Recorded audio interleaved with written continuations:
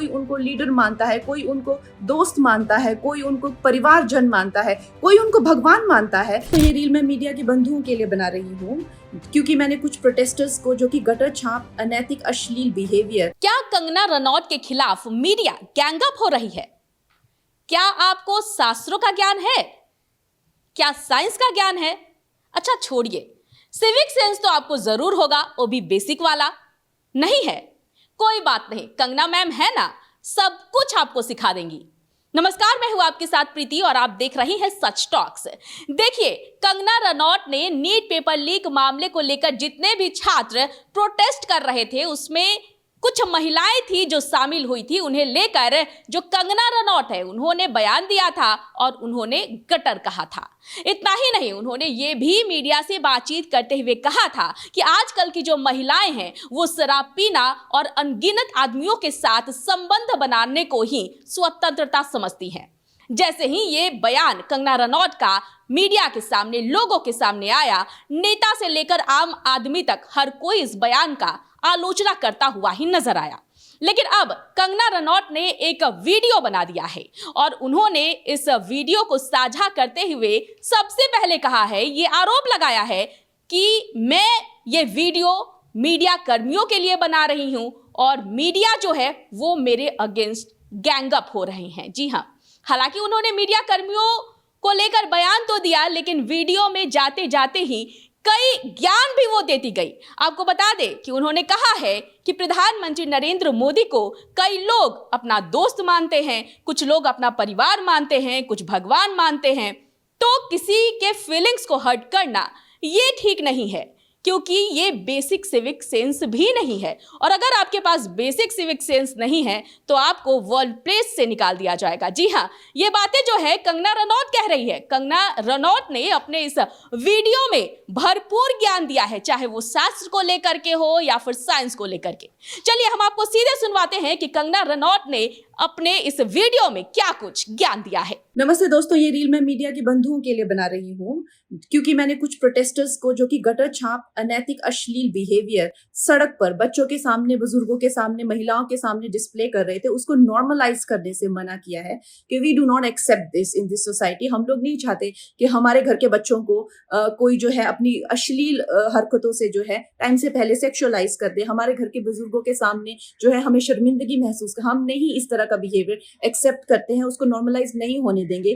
तो मीडिया जो है मेरे खिलाफ गैंगअप कर रही है और ये नहीं बताएगी कि जैसे स्काई रूट जैसे स्टार्टअप की मैंने कितनी बड़ाई की, हमारे देश के जेनजी जो हमें इतनी ऊंचाइयों पे लेके जा रहे हैं। नीट के छात्रों को मैंने खुद स्वयं जो है कितनी बधाई दी और ऐसे बच्चे जो कि अपने परिवार की जिम्मेदारियां उठा रहे हैं, हमारी टीम में भी ऐसे बच्चे हैं, हमारे घरों में, रिश्तेदारी में भी जेनजी भाई बहन हैं जो कि हमारे बड़े काम संपन्न करते हैं। लेकिन कुछ चंद फॉलोअर्स के लिए और चंद कमेंट्स के लिए और कुछ लाइक्स के लिए ये मीडिया वाले इतने ज्यादा बिक चुके हैं।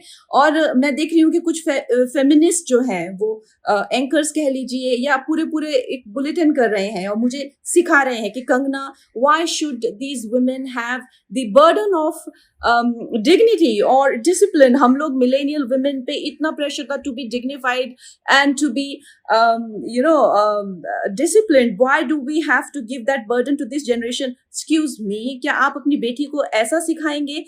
डिसिप्लिन में रहना या मर्यादाओं में रहना कोई चॉइस नहीं है। भौंडा प्रदर्शन तो हर कोई करना चाहेगा, लेकिन अगर आपको समाज में रहना है और संविधान के हिसाब से आपको चलना पड़ेगा, जिसका मतलब है कि आपकी आजादी वहां खत्म हो जाती है जहां मेरे नाक और कान शुरू होते हैं। तो आप भौंडे बनकर सिर्फ अपने कमरे में रह सकते हैं। बाहर आकर आप मेरे आराध्य, चाहे आपको मेरे माता पिता के लिए कोई सेंटिमेंट ना हो, मेरे घर के बच्चों के लिए कोई आपको भावना ना हो, उसका मतलब ये नहीं है कि आप उनको सड़क पर सेक्सुअल गालियां देंगे, उनके मान को हानि करेंगे। मेरे आराध्य, मेरे भगवान हो, चाहे मेरे नेता हो, प्रधानमंत्री जी से जो है लोग उनको एग्जाम बडी कहते हैं बच्चे, उनके साथ में कितने लोगों की भावनाएं, कोई उनको लीडर मानता है, कोई उनको दोस्त मानता है, कोई उनको परिवारजन मानता है, कोई उनको भगवान मानता है।